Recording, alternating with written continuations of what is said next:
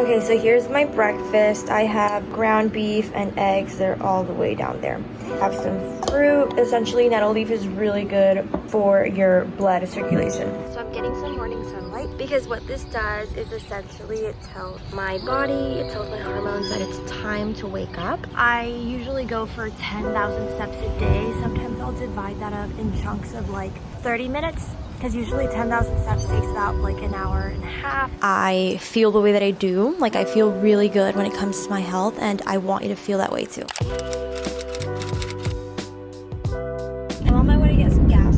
And I am also going to do some groceries. Actually, what I'm trying to say is that I don't wear sunglasses when I'm out in sun because I want my body to understand that it needs to protect me and that I don't want the sun to burn me. Now, when it comes to fashion, I will always wear sunglasses, but when it comes to tanning outside, I let my body understand that it's time for sun protection. I also like to look at the sunset, but today I wasn't able to do that. I was in meetings, so as soon as it's nighttime-ish, I switch to sunglasses, or sorry, to blue blocking glasses, because these bright lights are really bad for my sleep. But I'm trying to do like vlog style. Let's see how it goes. Okay, so here are my glasses. I keep them here, and I wear them as soon as the sun goes down. This is what they look like. They're from Bond Charge. It's an Australian brand, I believe. And I wear these like crazy. I wear them with every outfit as soon as the sun goes down because I really care about my sleep. And something that I've learned in this whole health journey is that you really have to care for yourself and your family and forget what other people say, because those who matter don't mind, and those who mind don't matter. Yep, that's the tip of the day for real. And I say that to my clients too, because there's family that they want what's best for you, but they're just criticizing, they're butting in. And sometimes there's a difference between a genuine concern and genuine question, and then there's a difference between that and then actually like making fun of your health choices. So these glasses are a game changer for me. And I also have the computer. Let me show you. These are the computer ones, and they are a game changer when it comes to being in front of a screen for so dang long. So let's actually go to the grocery now, to the grocery store. So whenever it's nighttime, I do the 3-click method and it turns red. Outfit of the day. I just found raw milk, like raw milk cheese, and to me that's so interesting because raw milk is banned here in Puerto Rico, but you can eat it as cheese. It's just such a monopoly. It's crazy.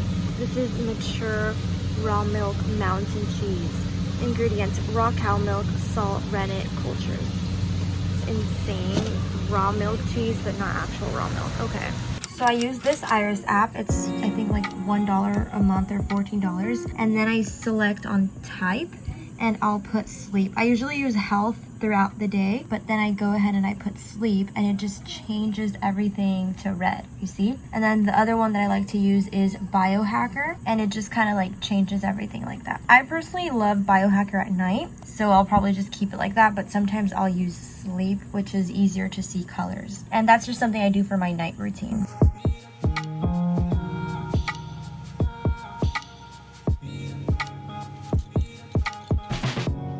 So my sister's at work right now, and of course I'm sitting at her desk. I just want to like sit down with you ladies and just do a little bit more of like a chat in terms of health and kind of, you know, where I'm at with everything and why I feel the way that I do. Like I feel really good when it comes to my health, and I want you to feel that way too. And so I just want to share some things. I'm drinking my nettle leaf tea, which is great for your circulation and your blood flow when it comes to menstruation and when it comes to trying to conceive and just improving your fertility in general. Like, hey Natalie, if you were to start your health journey all over again, what would you do? And so I just want to share that with you ladies, because a lot of you are feeling stuck. A lot of you are feeling depressed. A lot of you are feeling just so defeated. Like you can't get up. You're tired. You have to cancel plans because you're not sure you're going to feel that good. And you know there's something in you telling you like, hey, get it together, get your health together, but you just feel so defeated, so confused, so overwhelmed. And so this video is for you. Like, I just want to share some things that have helped me kind of understand the why behind my health journey, because as Christians, it's a little bit different, right? Some people are going to tell you,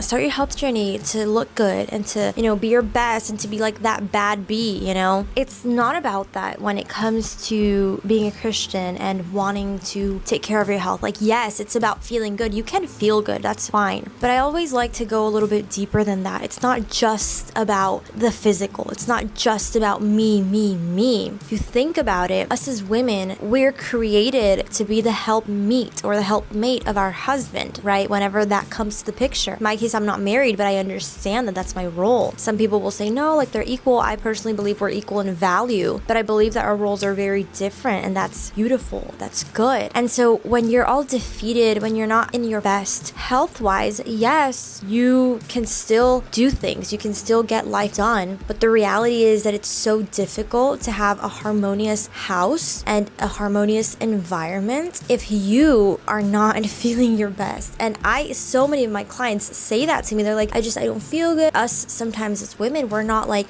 doing our part. And so if you want to start your health journey, it's good to understand your why. Know your why. Why do you want to start your health journey? Some of you have just been diagnosed with PCOS. Some of you have endometriosis. Some of you have been struggling for 5, 10, 15, 20 years. Some of you have extremely painful periods. Others haven't gotten their period in like 4 or 5 months, and that's a recurring thing, right? There are so many things that could be your why. But at the end of the day, you got to be specific, because when life gets hard, when you get the peer pressure, when you want to succumb to your mental battles, right? Remember why you want to fix your health. And so many of you tell me, I want to feel good. I want to be of service to my family. I want to have kids. I want to have more kids. I want to wake up and love my life. Whenever I'm talking to potential clients or to my current clients, I'm always like, how's your stress? And like, oh, I'm so stressed. And I'm like, there's a direct correlation between stress and your health. There's a direct correlation. How are you managing that stress? Is it something that you can control? Because if it's not, why are you worrying? And I'm preaching to myself here, because I was literally just having like an attack. The other day I was just like crying of a stress attack. It's like, no, but life is not this and this. And then I'm like, wait a minute, God is in control of everything. And so is the stress that you're having something that you can control? Is it because of something you can control, or is it a lack of trust in God? We say we trust God, but at the end of the day, do we really trust God? And so many women are like, oh, you're so right. Like, I know I have to get better about my prayer life. I have to get better about my Bible study time. It's like, I didn't say read your Bible more. I didn't say pray more. That definitely helps. But if you realize that on your own, that's good. And that's where I want to take you to, right? It's not just about the food that we eat and our sleep and the products that we use. Those are good things too. But as Christian women, are we pressing into the word, which is our ultimate comfort, our ultimate source of joy, our ultimate source of strength? Are we praying? Are we going to church? Are we serving in church? These are things that I believe, right, that can help you understand your why. Like, you're on the right channel. You want to reverse your PCOS? You want to fix your painful periods? You're on the right channel. You want to, fix your infertility? You're on the right channel. But also press into the Lord, into His word, prayer, spend time with friends that nourish your soul. And if you don't have that, pray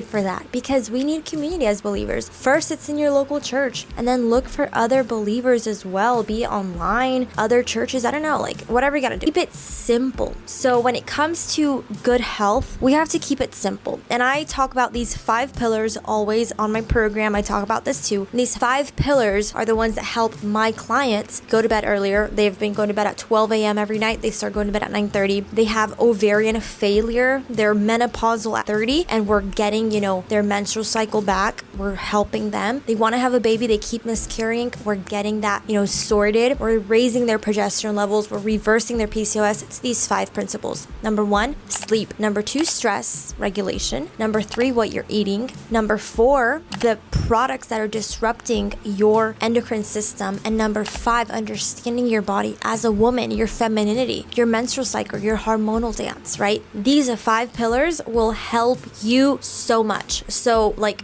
For example, understanding your body, right? Working out according to your cycle, eating according to your cycle. Like, that's amazing. Understanding that is going to help you so much. Going to bed on time, like understanding the necessity that we have of sleeping 8 to 9 hours as women, and that in different phases of the month, you're going to need more sleep than others. Eating right? Keeping it simple, whole foods, meat, dairy, like raw dairy specifically, fruit, honey, and other things that bring you joy, right? But keeping it simple, it's not about restricting, it's about eating food as close to its original state as possible. Regulating stress, go for a walk, get your steps in, get movement in, do 10,000 steps a day, only takes an hour and a half approximately. Divide it into chunks, right? Move your body. Like, health is so simple, and sometimes we just overcomplicate it so much. Things that disrupt our hormones. So keep products fragrance free. Keep things fragrance free. Use tallow as moisturizer. That's it. Use an oil as a cleanser. That's it. Change your tap water filter or your shower filter. That's it. Yes, these things may cost money, but everything in life costs money or it costs time. So are you trying to, spend some money and give yourself more time? Or are you trying to save some money and just let time pass? And then you look at 2025 and you're like, man, I thought 2024 was going to be my year. Let's try again. It's the same pattern, same vicious cycle.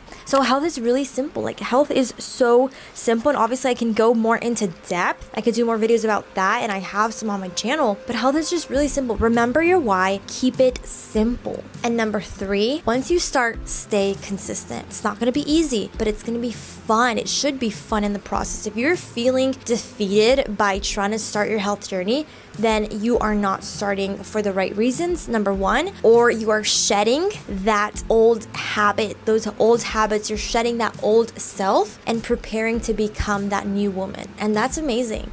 Before change happens, we get uncomfortable because change in and of itself is uncomfortable and you need the accountability. And that's why actually I offer my program. Link is in the description to book a call with me. Accountability is necessary, and many times it's so hard to find that in our everyday. Why do you think so many people have online friends? Because in person, not all of us are on the same journey in life, and that's fine. But if you really want to start your health journey, you want to see results, you want to stay consistent, you need the accountability. And I want to give that to you. I can give that to you. So those are just my little, simple mindset things when it comes to starting your health journey. I can give you all the health tips, but at the end of the day, if you don't really know why you're doing this, it's going to be really hard to start. If you don't keep it simple, it's going to be really hard to maintain the health journey. And if you don't stay consistent, you're never going to see results. So cheers.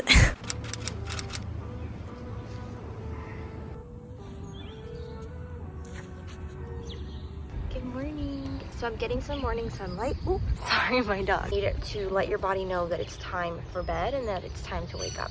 And so getting this direct sunlight is what's going to help your body know, hey, it's time to wake up. We need energy. Usually I don't use my phone until after I've had my morning sunlight. From Bon Charge, but for the longest time I've been using an actual ice cube too. Okay, so here's my breakfast. I have ground beef and eggs. They're all the way down there.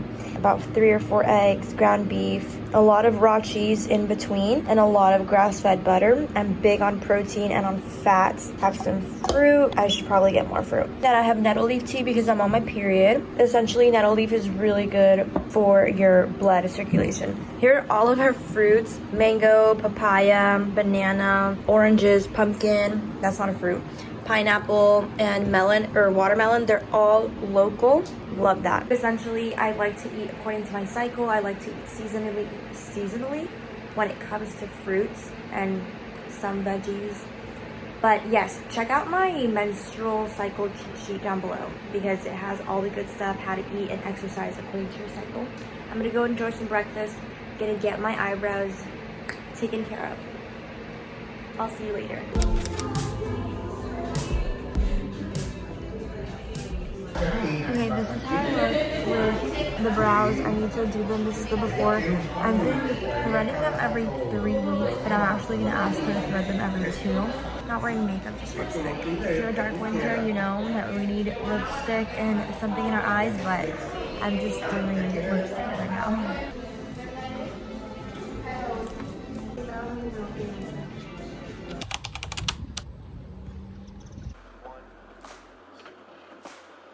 So I've spent a while inside and I'm gonna get my steps in.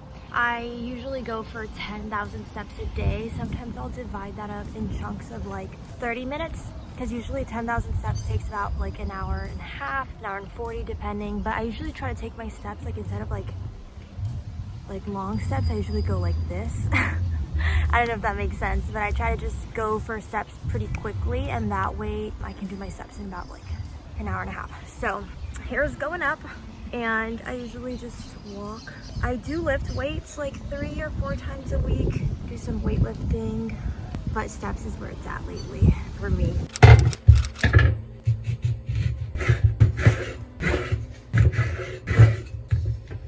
Also, I'm having some yogurt, some Greek yogurt with raw honey, local honey, some local fruits. And yeah, I didn't like, this isn't like a hardcore workout for me anymore, but it definitely accelerated my heart rate, which I love. Taking my dog out for a little walk. I'm gonna get her inside and then I'm just gonna go ahead and finish my last chunk of steps. I have about 3K steps left. And essentially what I do is I'll sometimes like divide that. I swear, there's never any cars. And the day I wanna film, everyone's passing by. It's so embarrassing. Anyway, so what I was gonna say is I usually divide my steps by chunks, or sometimes I'll do them all together. Today, they're divided by chunks. And because it's still 6 p.m., it's just really dark out, I'm going to finish my steps today. If it had been later than 6 p.m., I would not have done that because I really like to let my body know it's time for bed. And if I do anything that accelerates my heart rate really close to bedtime, my body doesn't understand that it needs to sleep. And I want it to understand it needs to sleep. So essentially, I'll go to bed by 9 or 10 p.m. And so by 8 p.m., I'm already getting ready for bed. And of course, my blue light blocking glasses because the bright lights, you know? I'm finishing up some work before tomorrow because Sundays are the Lord's Day, right? My practice is that, why does my pinky do this, bro? It's so separated, it's weird. So Sundays for me, complete rest day. I don't buy out, I don't shop, I don't make anyone work, and I don't do any work myself. The days for me are all about relaxing, going to church, spending time in fellowship there. We do fellowship lunches at my church, or we'll go to someone's house, or I'll go to someone's house, or I'll go to my grandparents, or they'll come over. So it's kind of just seizing the mundane, seizing the everyday. And so I'm not perfect at it at all. I still have a lot to improve on, but it definitely is great to just relax and to have that holy Sabbath. And sometimes, right, I used to think like, oh, holy Sabbath, or the Sabbath, so it's all about me, like I want to feel good, I want to rest, I want to this, I want to that. But my understanding now is it's resting in the Lord. So I'll read extra, I'll read extra scriptures, I'll pray extra. We do a Bible study, you know. It's not in a way of like, oh, I need to do this extra because today's Sunday. No, it's out of obedience, out of love. I finish up things on Saturdays, and that way Sundays are completely off. Now Fridays, I full work day. Saturdays are for family or full work day, and then Sundays are rest days. I don't do anything on Sundays. So that's kind of what I do. And then I'll prepare my heart Sunday by reading the Bible. The night before, we do a family Bible study. I'll pray, and then the day of, on Sunday, I will wake up, I'll go for a walk, and I'll pray and prepare my heart for the service, prepare for the teaching, pray for my pastor, all that. We'll do breakfast, and we just try to not be in a rush. You know, there's nothing worse than going to church in a rush and not being present and not being at peace. My church is very far away. I don't go to a church nearby. My church is an hour away on a good day. On weekdays, it's about an hour and 30, an hour and 40, because traffic is intense over here in Puerto Rico in the metro area. But essentially, I wouldn't have it any other way, at least not right now. And for me, it's important to just prepare my heart. And yeah, that's some of the things that I do to prepare for Sunday. Today's Saturday night. I'm eating the rest of a yogurt bowl. I put some banana, I put some raw cheese in here, some like chocolate pieces, some raw honey, some butter. I cut it up and I put it. I'm weird like that, but I love it. I love just eating butter. It's so good. I'll see you guys later.